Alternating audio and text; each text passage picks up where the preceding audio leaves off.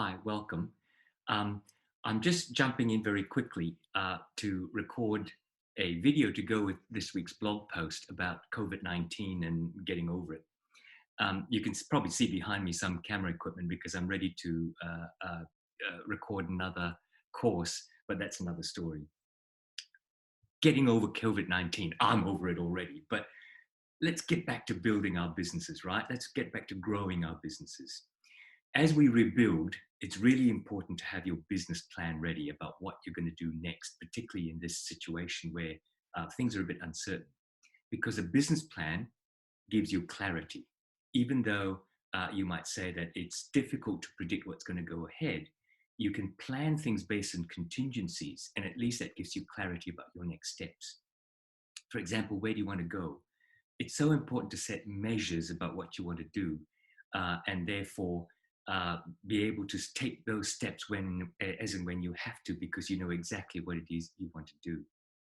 Having a business plan creates that clear single direction.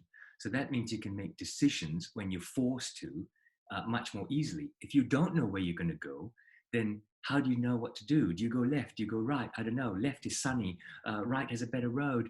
But if you knew that what you're trying to do is get from A to B and B is over on the right, then the decision becomes a lot easier. Let's go through the business planning process. It is easy. Step one, get ready. Make some decisions about your business plan. How far ahead do you want to look?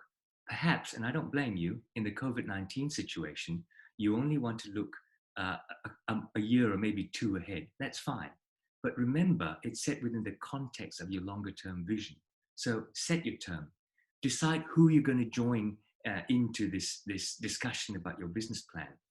And don't let restrictions put you off. You can always do things like email circulars, or better yet, get onto a Zoom conference or a FaceTime conference, get into Google Teams. Easy enough to create this online virtual meetings. Step number two, decide where you want to go. Now, I said earlier, there's a long-term picture, but there's also a short-term picture. So make sure you're very clear what it is ultimately you want your business to achieve, because this, after all, is only a delay. A delay does not mean a cancellation. So work on the fact that there is an ultimate destination you're going to, and then come backwards. And then ultimately come back down to the shorter term, as in, what are my next steps to rebuild? Step number three, where are you now?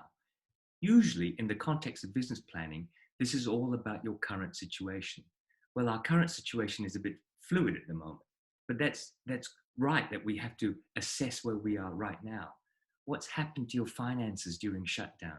Where are your people? Are they still with you? Do you have to rehire? You have to consider things like that. Step four, once you've decided where you want to go, even in the short term, and once you're aware of what your resources are like right this current minute, what your strengths and weaknesses are, you can define the gap between now and there. And therefore, you can start creating strategies about how to build the gap. These include short-term as well as long-term and medium-term strategies.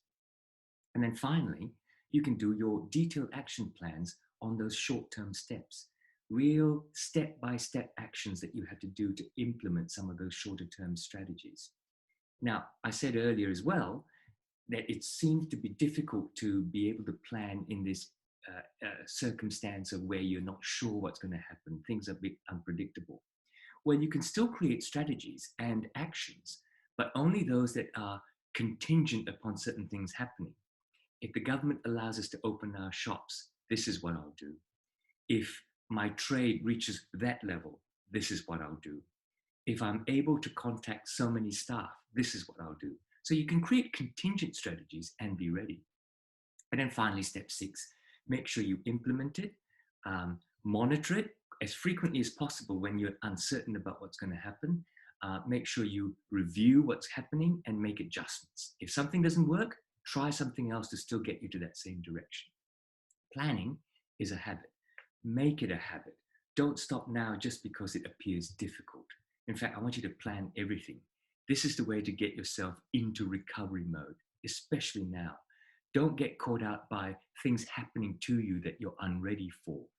Make sure that you know where you want to go, what you have to do, and then set contingencies about when you're going to do them so that when they happen, you're ready, you've thought it through.